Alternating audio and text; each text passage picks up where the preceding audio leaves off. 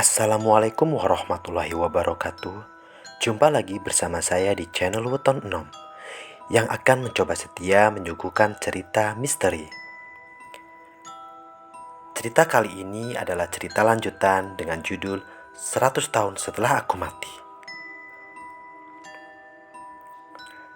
Episode ke-11. Zal, aku mau nagih janjimu nanti dan aku minta penjelasan sama kamu. Awas kalau lupa. Wait, siap bos.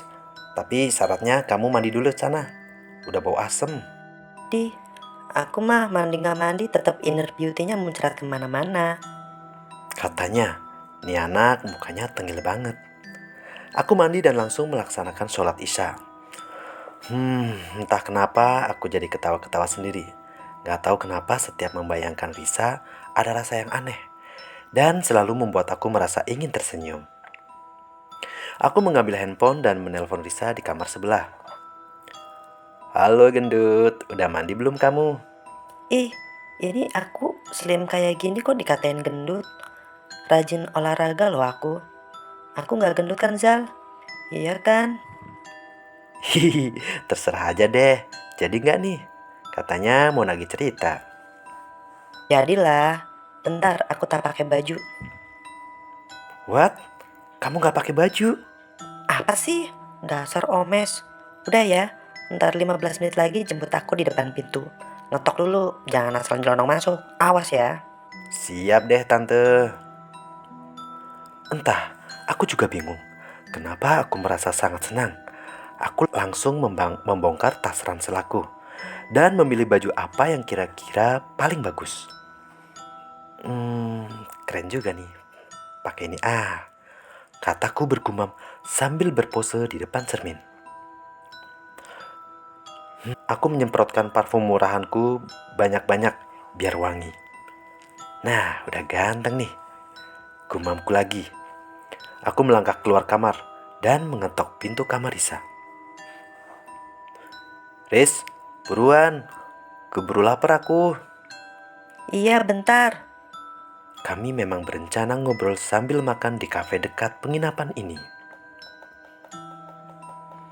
Klek, pintu kamar dibuka dan astaga Dragon. Demi para gadis dan janda muda di seluruh Indonesia, penampilan Risa cantiknya. Malam itu dia memakai baju lengan panjang dibalut dengan jaket feminim yang aku nggak tahu apa namanya dengan celana jeans ketat. Dia memakai sepatu kets berheels yang senada dengan penampilannya. Rambutnya dikuncir kuda dengan beberapa helai rambut dibiarkan menjuntai melawai telinganya. Dia tersenyum dan sangat cantik. Entah kenapa baru kali ini rasanya aku benar-benar memperhatikan Risa.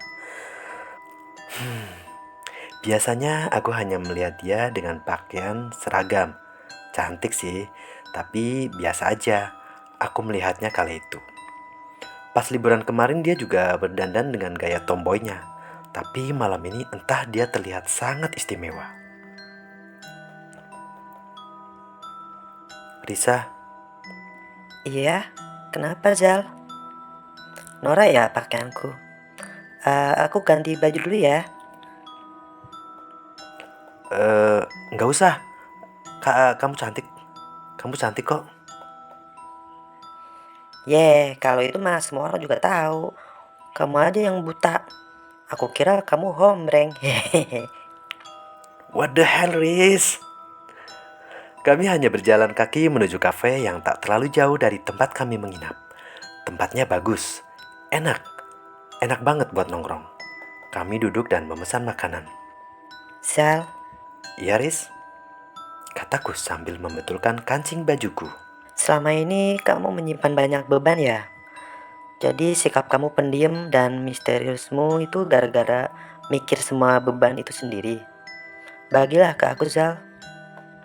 Kamu yakin mau tahu semua tentang aku? Aku tumbuh gak seberuntung kamu, Riz. Masa kecil aku, entahlah, terlalu menyedihkan. Aku tahu, aku juga merasakan kesedihan kamu pas di makam. Dan juga peristiwa di bekas rumahmu tadi sore itu gak masuk akal buatku. Kamu harus jelasin semuanya. Aku yakin semua ada hubungannya kan? Aku mengangguk dan menceritakan semuanya. Bermula dari pertemuanku dengan Sari, ibuku yang meninggal secara tiba-tiba, dan ceritaku saat bersekolah di SD dengan perlakuan yang sangat tidak menyenangkan dari teman-temanku dulu. Aku sempat berkaca-kaca kala itu. Aku menceritakan secara detail sebisa mungkin. Jadi gitu, Riz. Kalau kamu menganggap kisahku terlalu aneh dan mengada-ngada, ya nggak apa-apa sih. Silahkan kamu anggap aku freak atau apapun. Mungkin kamu juga malas punya teman aneh kayak aku. Cuma satu permintaanku, kamu cukup diam dan jangan comel ya. Kataku menutup ceritaku. Zal, kamu tahu, aku malah makin kagum sama kamu.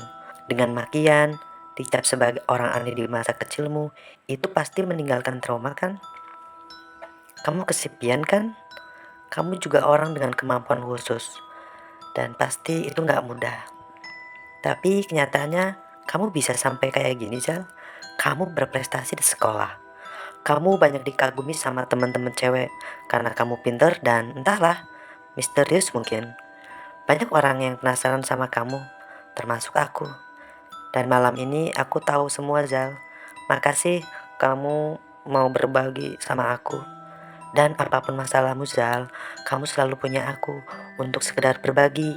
Atau jika aku mampu, aku akan bantu kamu sekuat tenagaku. Ada sesuatu yang berdesir di dada, tapi rasanya nyaman sekali. Makasih, Riz. Kamu adalah teman manusia pertamaku. Iya, Zal, jangan sungkan. Kamu dulu mungkin punya Sari, tapi sekarang kamu punya aku. Ingat, Zal, Sari juga menitipkan kamu ke aku kan? Mungkin aku akan jerit-jerit kalau ketemu Sari lagi, tapi dia baik. Kami menghabiskan malam itu dengan obrolan-obrolan pribadi, yang sebagian besar aku lupa apa yang kami obrolkan. Kami berjalan-jalan menikmati suasana malam kota Semarang. Rasanya kalau kehidupan ini punya remote, aku akan memencet tombol pause untuk menikmati momen ini lebih lama dengan Risa. Kami berjalan pulang karena waktu menunjukkan pukul 11 malam. Aku mengantarkan Risa ke depan pintu kamarnya. Zal, semangat ya. Jangan menyerah sama keadaan. Pasti, Riz, ada banyak hal yang akan membuat aku semangat. Terima kasih, Riz, untuk malam yang menyenangkan ini. Dan cup, sesuatu yang hangat menyentuh pipiku. Ya, Risa menciumku, dan aku hanya bengong memegangi pipiku. Risa tersenyum dan tanpa berkata apapun menutup pintunya. Aku masih tertegun. Ada perasaan yang tidak karuan bercampur aduk di dadaku. Risa, terima kasih ya. Gumamku pelan. Episode ke-12. Bulan Mei 2004. Adalah pengumuman kelulusanku. Sebuah notifikasi yang menentukan langkah awal menuju masa depan. Bapak pulang ke Jogja hanya 1 minggu. Hanya untuk mengambil hasil ujian dan kelulusanku. Dan Bapak harus kembali ke Banda Aceh mengemban tugas sebagai Satgas Anti Teror, intelijen atau apalah, aku nggak ngerti. Singkatnya, aku lulus dengan predikat juara umum. Dari 4 mapel yang diujikan, aku mendapat nilai masing-masing 9, 10, 10, 10. Dan di bawah peringkatku persis ada Risa dengan selisih total nilai 0,25. Artinya, aku hanya unggul 1 jawaban lebih benar daripada Risa. Itu mengakhiri rivalitas indeks prestasiku dengan Risa. Yes! Bu, terima kasih. Doa ibu dari sana membuat Risa lulus dengan nilai baik. Aku membatin sambil menengadah ke atas. Aku merayakan hari bahagia itu dengan teman-teman. Kami bersorak seolah inilah akhir dan awal dari pendidikan kami. Kami saling berjabat tangan dan berpelukan. Sedikit berbicara tentang rencana kami ke depan. Dan setelah euforia sedikit mereda, teman-teman kelasku berkumpul, sekedar berdoa bersama untuk jalan kami ke depan, dan membuat sebuah janji bahwa kami akan terus menjadi teman sampai kapanpun. Jika ada satu orang sakit atau susah, segera kabari satu sama lain. Dan sebisa mungkin kita saling bahu-membahu, membantu bersama. Komunikasi akan tetap terjalin selama kita masih bisa berhubungan. Kala itu kami berjanji, jika suatu saat ada reuni, kita akan bertukar kisah sukses kami. Kamu bakalan nerusin kemana, Zal? Apa mau ikut bapakmu ke Aceh? Aku belum tahu, Riz. Aku sebulan ditinggal bapak dan aku kerepotan di rumah sendiri. Aku nggak tahu juga tanggapan bapak gimana. Nanti aku nurut bapak aja. Semoga kamu tetap di sini ya, Zal. Dan semoga besok kamu satu sekolah lagi sama aku. Kita akan selalu bersama, Riz. Di sini, aku menunjuk dadaku. Kamu masih seumuran sama aku, tapi kok kelihatannya jauh lebih dewasa ya, Zal, pemikiranmu? Minggu malam adalah hari terakhir bapak berada di rumah. Beliau tampak menikmati suasana rumah sambil menghisap dalam-dalam rokok filternya. Zal, sini Le. Iya pak, Sudah kamu putuskan yang kita bicarakan tadi pagi? sudah pak. Lalu, Rizal pilih tinggal pak. Rizal suka di Jogja. Di sini Rizal lebih gampang dapat teman. Kalau di Aceh, Rizal harus mulai dari awal lagi. Bapak nggak usah khawatir. Rizal bisa kok ngurus rumah sendiri. Kan anakmu ini udah mau masuk SMA pak. Rizal juga bisa masak sendiri pak. Yang jelas cuma kirimannya aja, jangan sampai telat. Hehe. Bapak bangga sama kamu, nak. Ya, semenjak ibumu pergi, kamu memang harus bisa hidup mandiri. Kamu gak boleh manja. Suatu saat, Bapak juga akan menyusul ibumu. Dan kamu harus siap. Bapak mengembuskan asap dari hidungnya dan berbicara lagi. Di sini perkembanganmu pesat, Le. Emosi dan batin kamu stabil. Meskipun Bapak juga tahu itu tidak akan berubah takdirmu sebagai anak istimewa. Kamu juga udah punya banyak teman kan? Prestasimu bagus dan sangat membanggakan. Terus kamu sudah punya pacar belum? Kata bapakku sambil terkekeh. Apa toh pak? Belum kepikiran aku. Ya, punya pacar gak apa-apa kok, Le. Bapak dan aku ngobrol banyak sekali. Mulai dari cerita liburan di Semarang, ke SMA mana aku akan melanjutkan sekolah, dan niatku untuk melanjutkan pendidikan kuliah jurusan kedokteran. Ya, dokter. Aku masih konsisten dengan jawaban dari pertanyaan. Apa cita-cita kamu saat masih di TK? Dan kala itu aku menjawab dengan lantang. Rizal mau jadi dokter. Dan jawaban aku itu masih aku jaga sampai sekarang. Bapak hanya tersenyum mengiyakan. Apapun itu, Le, jalanmu yang menentukan kamu sendiri. Kalau mau sekolah kedokteran, ya harus belajar. Bapak juga sudah nabung buat kamu besok. Beliau mencukupkan obrolan kami dan mengajak aku untuk istirahat. Dari nasihat-nasihat dari Bapak membuat aku bersemangat. Dan dalam hati aku berjanji. Bapak, Ibu, seberat apapun dan sesuram apapun jalan hidup Rizal besok, Rizal janji tidak akan menyerah sama keadaan.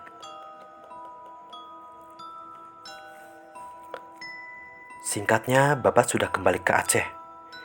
Dan waktu berjalan terus. Gak terasa umurku 16 tahun. Dan aku sekarang mengenakan seragam putih biru. Aku mendapatkan kesempatan bersekolah di sebuah SMA negeri ternama di Jogja.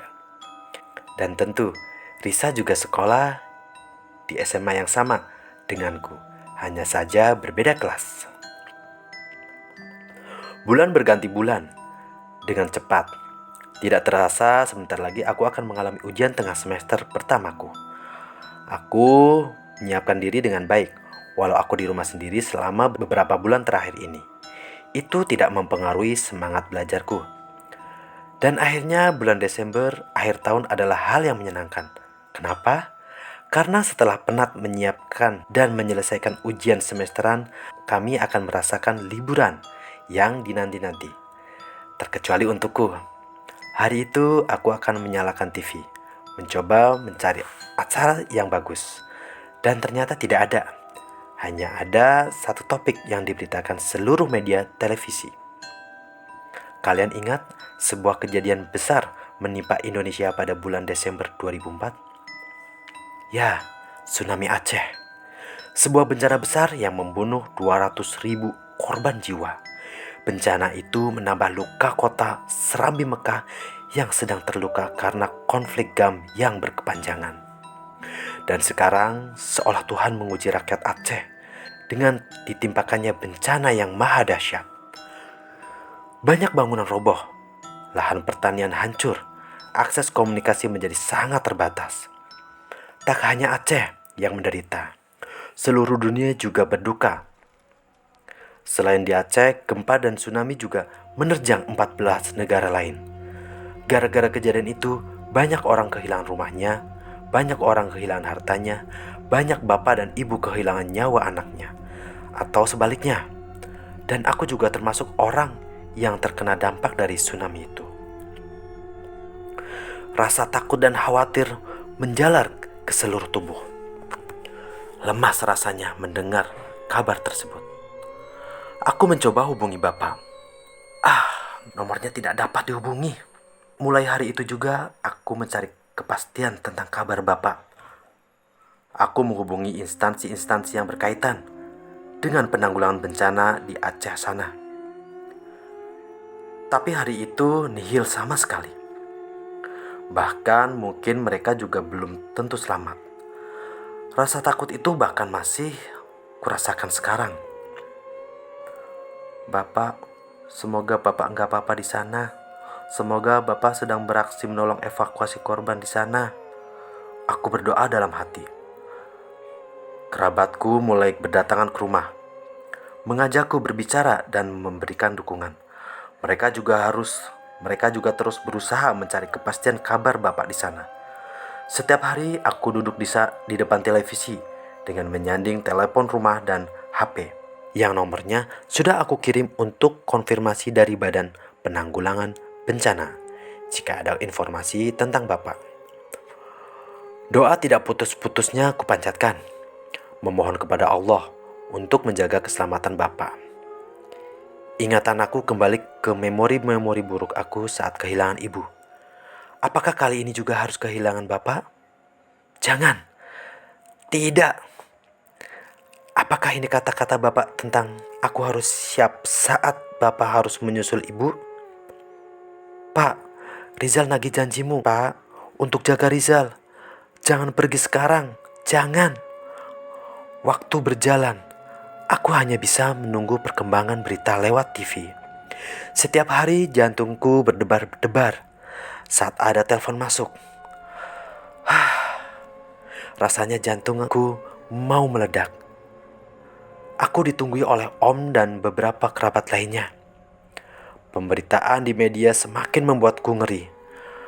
Pada hari pertama, korban meninggal diperkirakan 7.000 orang. Hari berikutnya bertambah 35.000 orang dan 4 hari berselang jumlah korban dinyatakan lebih dari 100.000 orang. Dengan orang sebanyak itu, bahkan jika ada jenazah ditemukan, mungkin akan sulit dikenali.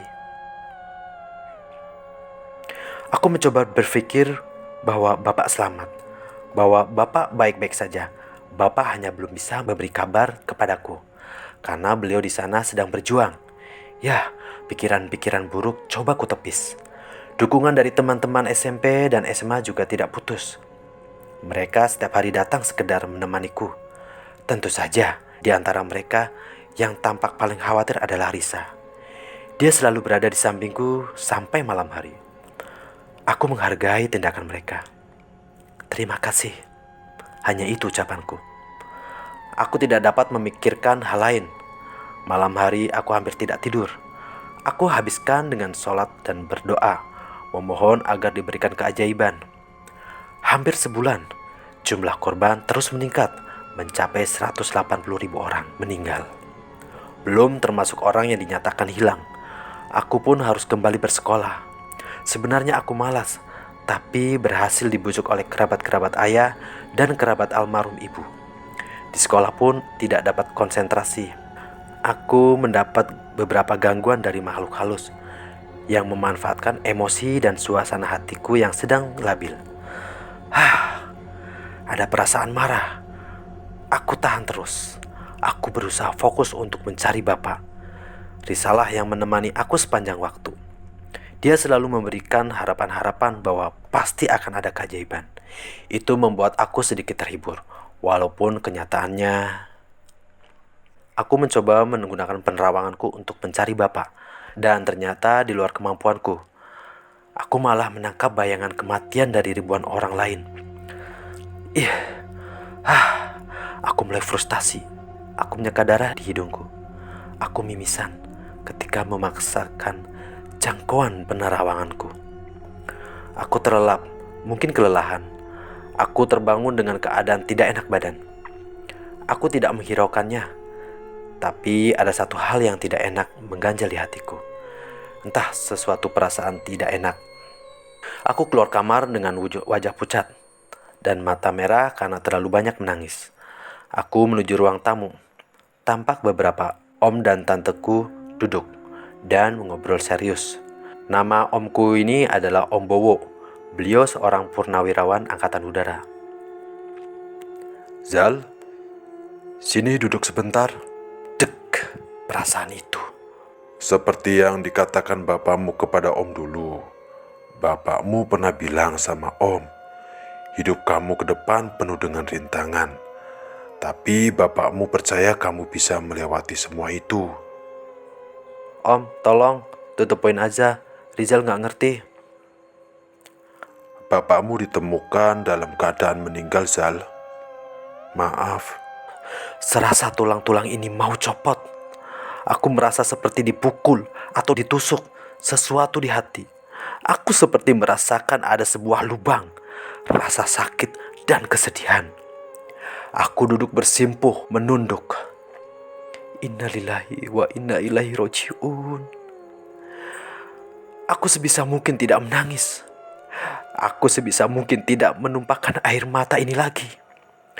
Tapi apa daya, pertahananku jebol juga. Aku menangis cukup keras. Aku merasakan hatiku seperti dilubangi lagi. Aku menjadi piatu saat ditinggal ibu. Dan sekarang aku menjadi yatim piatu saat ditinggal bapak. Episode ke-13. Malam itu, apalagi yang bisa aku lakukan? Aku hanya bisa menangis. Aku ditenangkan kerabatku untuk tetap sabar. Bahkan om dan tanteku menawarkan untuk tinggal bersama mereka. Karena sekarang aku memang seorang yatim piatu. Aku tidak memberikan jawaban. Pikiranku belum sampai untuk memikirkan masa depanku akan seperti apa saat ditinggal bapak. Aku bingung. Yang berputar-putar di kepalaku hanyalah kesedihan. Aku masuk kamar membanting pintu dan menguncinya. Aku masih marah. Aku masih sedih. Aku masih banyak hal yang kupikirkan. Tapi yang berputar di kepalaku hanyalah keluhan. Kenapa hal buruk selalu dan terus saja menimpaku? Aku masih terlalu kecil saat ditinggal ibu. Sekarang aku belum cukup dewasa untuk ditinggal bapak. Apakah dosaku terlalu besar ya Rob? Sehingga engkau menimpakan ini semua padaku. Pikirku seperti itu. Rasa sedih itu semakin menggunung di pikiran dan hatiku. Jantungku masih berdebar-debar dan terasa sesak. Aku melihat telapak tangan aku mengeluarkan asap tipis berwarna kehitaman, bertanda emosi dan auraku tidak stabil. Aku berdiri di depan cermin. Aku berkaca melihat seseorang pemuda yang menyedihkan. Itulah aku. Rambutku acak-acakan dengan wajah amburadul. Kantung mataku bahkan punya kantung mata. Aku sudah tidak ingat kapan aku terakhir mandi. Aku menarik nafas dan membaca istighfar berkali-kali. Aku masih mondar-mandir di kamar. Aku harus mandi dan sholat sunnah. Aku menyaut handuk dan masuk kamar mandi yang berada dalam kamar tidurku. Aku nyalakan shower dengan air panasnya. Aku mandi dengan pikiran yang masih tidak karuan membayangkan bapak, satu-satunya keluargaku yang sekarang juga harus pergi meninggalkanku selamanya. Pertama ibu, kemudian bapak. Kedua orang yang paling ku sayang direnggut dariku dengan cara yang mengenaskan. Mereka harus meninggal dalam sebuah tragedi. Apakah manusia tidak bisa memilih bagaimana dia akan mati? Bukankah lebih baik jika mati dalam keadaan tua? Bapak dan ibu pasti akan memilih meninggal dengan berbaring di kasur yang nyaman pada hari ajal menjemput, dengan dikelilingi orang terkasihnya. Kenapa ya Rob, engkau mengambil kedua orang tuaku dengan paksa? Ibu dan bapak meninggal dalam sebuah kecelakaan dan bencana. Mereka pasti harus merasakan sakit hingga ajal menjemputnya. Aku mengusap wajah. Air mataku terhapus dengan guyuran air hangat yang mengalir dari shower. Dan kenapa ya Rob, engkau tidak menjemputku sekalian dan malah membiarkanku hidup dalam kesendirian dan kesepian? Aku keluar dari kamar mandi, mengganti baju dan sholat. Aku duduk di depan meja untuk melamun. Aku menghiraukan ketukan pintu dari om dan tanteku.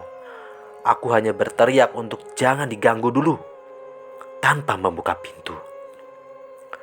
Saat sedang melamun, ada sentuhan tangan di pundakku. Dia menggenggam pundakku. Aku tahu, ini bukan tangan manusia. Berani betul ada yang menggangguku. Aku berniat menangkapnya dan membakar makhluk itu. Aku berbalik dan blar. Aku malah tersungkur ke belakang, menghantam meja karena kaget apa yang ada di depanku. Aku baru saja mau menghajar makhluk itu, dan ternyata...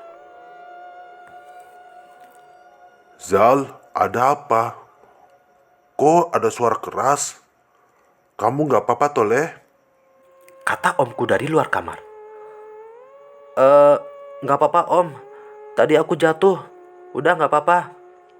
Dan sepertinya Om Bowo sudah berlalu. Sari, kamu buat aku kaget. Kamu kok bisa sampai sini? Bukankah aku berjanji untuk selalu menjagamu? Rizal, maaf, tapi memang takdirmu melalui ini semua. Lalu kenapa kamu masih di sini? Bukankah kamu sudah lama mati? Semua yang hidup akan mati. Kamu tentunya sudah paham dengan itu. Ya, semua tidak berjalan mulus saat aku mati, Zal. Masih ada rasa penasaran saat aku mati. Hingga aku menolak bergabung dengan setengah dariku yang sudah di alam kubur. Suatu saat juga aku akan kembali ke alamku. Ke alam di mana aku sepantasnya hidup. Bisakah bapak dan ibuku menjadi sepertimu? Ya, setengah bagian dari jiwa mereka tetap di alam ini? Tidakkah mereka meninggal dengan penasaran? Mereka harusnya penasaran melihat anaknya hidup sendiri. Kenapa ini gak adil? Aku lebih suka mereka menjadi sepertimu dan menemani aku sampai aku juga menyusul mereka. Mereka meninggal dengan damai dan ikhlas. Kenapa? Karena mereka percaya padamu. Saat seseorang mati, waktu akan berhenti cukup lama, Zal. Mereka masih bisa berpikir dan melihatmu ketika bapak ibumu melihatmu. Mereka yakin bahwa kamu dapat terus hidup dan tumbuh dewasa tanpa mereka di sampingmu. Sari tersenyum kembali. Dia mendekat dan memegang kedua pundakku. Dan jika mereka masih menemanimu di sini, artinya mereka belum tenang. Setengah dari jiwa mereka masih menginginkan keduniawian. Apakah kamu mau orang tuamu harus menanggung sakit ketika mereka di sampingmu, tapi pada akhirnya harus menunda nikmat kubur yang harusnya sudah dirasakan mereka? Mereka harus menghadapi kenyataan keduniawian yang fana, sepertiku saat ini. Apakah kamu tega? Sari berbicara dengan suara yang sangat menenangkan.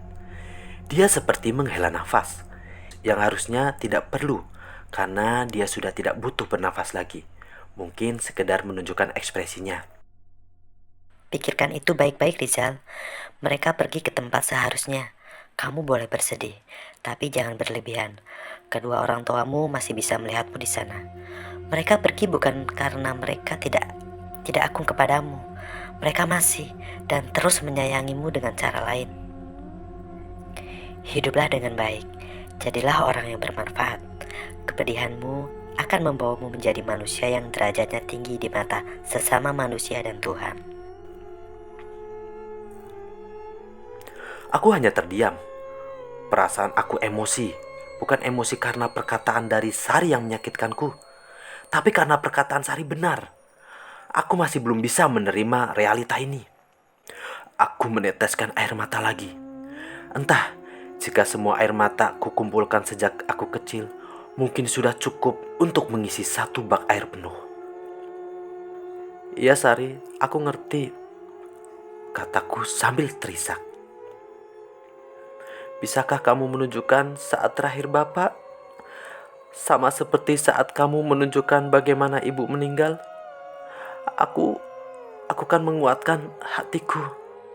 Apakah kamu yakin? Aku hanya mengangguk. Aku tidak cukup kuat untuk memperlihatkan secara utuh kejadian itu. Tunjukkan apa yang kamu bisa, Sari. Sari menempelkan tangannya ke keningku. Aku memejamkan mata perlahan. Dan aku sudah berada pada kejadian di Aceh. Melihat air bah yang menerjang sebuah kota. Mobil, pohon, puing bangunan, dan manusia. Ada orang tua, ada anak-anak, dan ada anak seumuranku. Banyak sekali. Aku merasakan hawa kematian. Terlalu berat. Aura ini, hawa ini, aku merasakan ada yang menetes melewati bibirku. Aku mimisan. Aku merasa akan terpental. Aku coba sekuat tenaga bertahan. Aku belum menemukan sosok Bapak. Di mana beliau?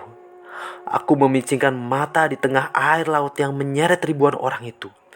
Mataku tertuju dengan seseorang di atas atap bangunan masjid. Itu Bapak. Ya, itu Bapak. Bapak masih selamat, tampak sehat. Beliau bahkan tidak terlihat terluka sama sekali. Tapi kenapa Bapak dinyatakan meninggal? Lalu ada seorang mengambang, seorang anak kecil. Dia tersangkut di sebuah dahan pohon. Dan Bapak berusaha meraih anak itu. Tidak sampai. Bapak memegang tali karmentel. Dan tali itu diikatnya ke badan. Ujung tali lainnya dipegangi beberapa warga yang juga di atas atap. Bapak menceburkan diri, berusaha meraih anak itu. Ya, Bapak memeluk erat anak kecil itu. Orang-orang di atas atap berusaha menarik mereka. Aku berteriak. Ada setitik harapan kalau Bapak sebenarnya selamat. Tapi harapan itu sirna. Ya, ada sebuah mobil yang hanyut dan menabrak Bapak beserta anak yang digendongnya. Aku menjerit. Tapi tidak ada suara keluar dari mulutku. Tali itu terlepas dari pegangan orang-orang di atas atap. Bapak hanyut bersama seorang anak kecil yang digendongnya. Dan Bapak tidak nampak di permukaan.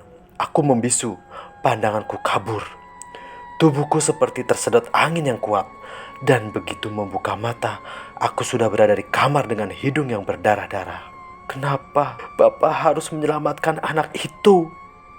Kenapa menyelamatkan orang yang kemungkinan besar tidak bisa diselamatkan? Kenapa Bapak menyelamatkan anak itu? Bahkan pasti Bapak tidak kenal anak itu. Kenapa Bapak memilih menyelamatkan anak itu dan harus ikut mati? Kenapa Sari? Harusnya Bapak memilih hidup dan menyelamatkanku dari kesepian. Ujarku sambil menangis. Puk. Perutku seperti dipukul. Pak. Pipiku seperti ditampar sesuatu yang tak bisa kulihat. Bahkan bapakmu memilih resiko menyelamatkan seseorang. Dan tampaknya Tuhan berkata lain, Rizal. Kenapa kamu jadi gila? Banyak orang tua kehilangan anaknya yang mati. Banyak juga anak yang kehilangan orang tuanya di sana. Tapi mereka tidak menjadi gila sepertimu. Lihat wajah mereka. Mereka juga ketakutan sama sepertimu. Nyawa mereka juga bahkan sedang terancam di sana. Ikhlaslah Rizal, ikhlas. Aku terdiam. Aku berpikir akan melakukan hal sama jika menjadi bapak. Sari benar. Semua yang diomongkan Sari benar. Aku tidak boleh gila. Sari, aku ngerti. Maaf dan terima kasih kamu di sini. Aku akan selalu berada di dekatmu saat dibutuhkan. Kamu butuh tidur untuk tetap hidup. Sari mengusapkan tangannya ke wajahku. Dan entah kenapa aku tertidur. Seperti pingsan. Tepatnya karena tiba-tiba semua menjadi gelap. Episode ke-14. Aku terbangun saat azan subuh berkumandang sangat keras. Seolah Bapak Muazin itu sengaja membuat aku terbangun. Aku mengkucek mata dan menggerakkan tubuhku agar otot tidak kaku. Bukan mimpi. Semua ini bukan mimpi. Aku hela nafas panjang. Aku segera berwudu dan melaksanakan sholat subuh. Aku sudah selesai sholat, tapi masih saja terduduk di atas sajadah. Aku sedang memikirkan banyak hal. Seperti kata Sari, aku harus tetap hidup, tidak boleh gila. Aku menutup ibadahku dan berdoa untuk mengawali hari yang pasti akan panjang dan berat. Segala puji syukur aku panjatkan kepadamu ya Rob, Zat yang maha pengasih dan penyayang. Terima kasih telah Engkau karuniakan kesehatan dan keselamatan bagiku. Ya Rob, lindungi hamba dari perbuatan-perbuatan tercela. Terangi hatiku dengan sinar nur cahayamu. Lindungilah kerabat dan teman-temanku seperti Engkau yang selalu melindungiku. Ya Rob, tempatkan kedua orang tua hamba ke tempat terbaik di sisimu. Amin. Aku membuka pintu dan menemui Om Bowo beserta Tante Sri, istrinya. Om, makasih ya. Sekarang aku udah tenang. Aku coba buat ikhlas, Om. Iya, Lek. Semua yang kamu lalui ada hikmahnya. Om juga merasa kehilangan sama sepertimu. Bapakmu adalah prajurit dan seorang ayah yang lebih hebat lagi. Bapak seorang pahlawan, Om. Om, jenazah Bapak akan dimakamkan di mana? Om Bowo hanya terdiam, seperti berpikir bagaimana mengatakannya kepadaku. Om, dimanapun Bapak dimakamkan itu gak penting, Om. Karena itu cuma jenazah. Almarhum dimakamkan di Aceh, Lek. Jenazah bapakmu akan dimakamkan bersama korban yang lain. Karena jenazah sudah terlalu lama. Jika akan dikirim ke sini juga membutuhkan waktu lama. Karena akses transportasi masih sulit di sana. Aku hanya menunduk. Ada rasa kecewa. Anak macam apa aku ini? Bahkan aku tidak menyolatkan kedua orang tuaku yang meninggal. Dulu aku masih terlalu kecil. Sekarang saat aku lebih besar ada kenyataan lain yang membuatku bahkan tidak bisa menyolatkannya lagi. Yang terpenting sekarang adalah doamu, Le. Seperti yang kamu bilang, itu hanya jenazah. Bapakmu sudah nggak ada di jasad itu. Aku mengangguk tanda mengerti. Ya Om, aku paham. Aku bantu Tante Sri dulu buat persiapan yasinan ya. Malam itu adalah yasinan untuk ayah. Seluruh kerabat, tetangga, dan teman-temanku hadir. Aku fokus pada untaian ayat surat Yasin. Berdoa dengan khusyuk agar Bapak tenang di sana. Zal, Iya, Riz. Aku membuat senyum yang dibuat-buat. yang sabar ya. Aku ikut berduka cita. Terima kasih, Riz. Aku berusaha untuk ikhlas. Zal, setelah ini kamu gimana? Kamu sekarang sendirian di rumah. Aku malah baru kepikiran, Riz, kamu ngomong tadi. Entahlah, aku nggak tahu. Aku belum mikir sampai situ. Ntar malam aku pertimbangkan. Kemarin omku menawarkan untuk ikut berkeluarganya di Solo.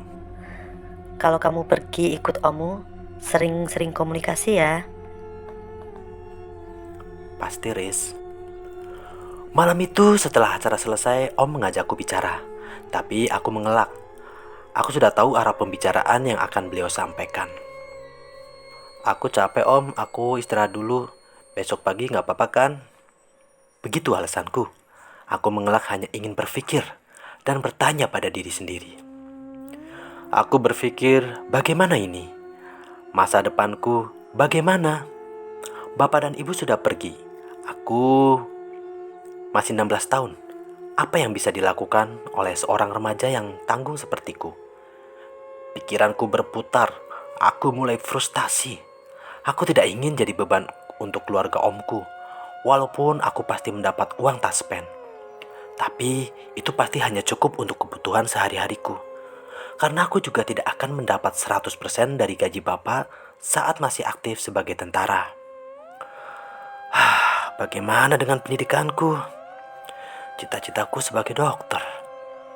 Itu akan membutuhkan banyak biaya pasti. Apakah harus aku kubur mimpianku? Aku berteriak tertahan dengan bantal yang kusumpal di mukaku. Entahlah, aku termenung lama. Entah kenapa sepersekian detik kemudian terbesit bayang-bayang bapak dan ibu. Beliau berdua, bapak, ibu. Pikiranku seperti menuntun untuk berpikir seperti bapak. Jangan menyerah. Ya, seperti ada bisikan di telingaku. Dan terbesit kembali sebuah ide. Kalau aku belajar dan sekolah lebih baik lagi, tidak mustahil aku mendapat beasiswa. Ya, begitu. Aku akan lebih rajin lagi belajar. Tapi ada pertanyaan kembali. Bagaimana aku hidup? Bagaimana aku mengurus diri sendiri? Kan ada uang taspen bapak. Kalau tidak cukup, aku akan bekerja. Ya, sekedar sambilan untuk memenuhi tuntutan sekolahku. Seperti buku, fotokopi, dan kegiatan lainnya. Ya, saya rasa itu akan cukup. Dan uang taspen bapak akan kutabung. Tentu saja juga untuk pengeluaran bulanan seperti listrik, air, dan lain-lain. Ya, aku bisa. Aku sudah besar. Aku siap. Aku membatin dan meminta pertolongan Allah untuk dikuatkan niatku. Dan malam itu aku mengambil risiko untuk menanggung diriku sendiri. Dan apapun resikonya aku siap.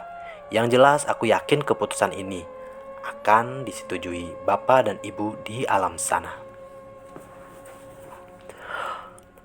Pagi itu aku mengutarakan niatku kepada Om Bowo. Awalnya beliau keberatan karena menganggap aku masih terlalu kecil. Tapi alhamdulillah, aku berhasil membujuk beliau. Kamu memang anak dari adikku, Le. Kamu mirip dengan bapakmu, sama-sama keras kepala. Ya, Om hargai niat kamu. Tapi ingat, kamu masih punya Om ini dan tantemu. Apapun kesulitanmu, tolong bilang sama Om dan Tante. Kamu itu keponakan satu-satunya. Ya Rizal, ingat itu. Pasti Om, aku akan selalu butuh bantuan Om dan keluarga. Dan satu lagi Om. Apa, Le? Om aja, jangan sungkan. Rajin-rajin nengok aku ya Om. Om Bowo dan Tante Sri tersenyum. Tanteku mengusap kepalaku sambil tersenyum. Kamu ini sudah kami anggap anak, Le. Jangan takut, kata beliau sambil menyetir. Ya, obrolan kami tadi berlangsung di mobil. Kami menuju Semarang untuk peletakan batu nisan bapak di dekat makam ibu. Di sini terbaring Dr. Anda Astuti Wardani, seorang ibu cantik yang menyayangi keluarganya. Di sampingnya sebuah makam tanpa ada jenazah di bawahnya. Letnan 1 Hartono SE, seorang perwira yang baru saja mendapat kenaikan pangkat, seorang bapak yang bertanggung jawab, yang meninggal secara syahid membantu sesama. Jenazah bapak dimakamkan di sebuah kuburan massal bernama Ule Leu di Nangro Aceh Darussalam bersama dengan 50.000 jenazah lain. Sebuah makam yang diisi puluhan ribu orang tanpa batu nisan atau masing-masing jenazah. Tapi bagiku makam bapak di sini bukan sekedar makam kosong, Paling tidak, hanya itu yang bisa kulakukan. Agar Bapak dan Ibu bisa terus bersama, walau hanya lewat batu nisan. Selamat tinggal Ibu, seorang wanita cantik dan berani yang meninggalkan seorang putra dan seorang suami. Selamat tinggal Bapak, seorang pria gagah, jujur dan setia. Seorang pria yang tidak mau menikah lagi bahkan setelah belasan tahun kehilangan istrinya saat usianya masih muda. Dia memilih menyusul istrinya dan membiarkan seorang anaknya hidup sendiri agar menjadi manusia yang lebih kuat dan berani dari dirinya. Bapak, Ibu, Rizal sayang kalian.